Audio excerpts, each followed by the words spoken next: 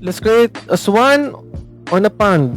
First things to do, inflate 3 balloons with the same size like this, with a small amount of allowance at the end.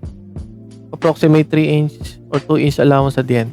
Now, create a braid balloon figure. Put it all together here first. Just like that. Now, create a braid balloon. Just like that. Just like this.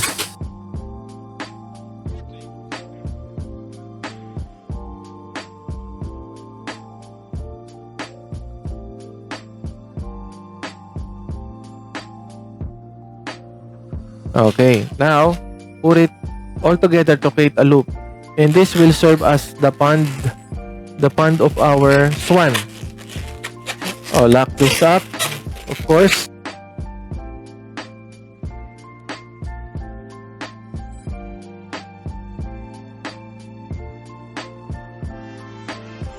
Just like that. So this is the pond. Now create the swan.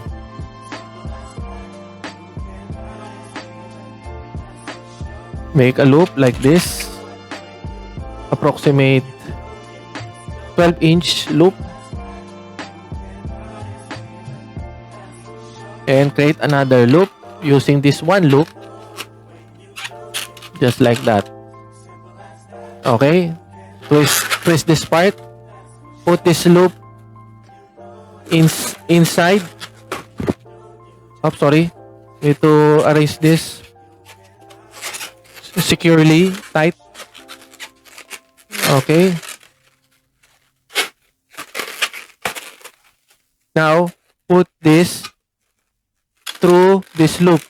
Put it inside through this loop. Now, we created the body of the swan. This is the body, right?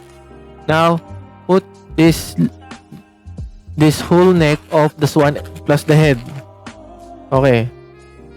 Put the whole section here. Now, curve it. Give a little configuration.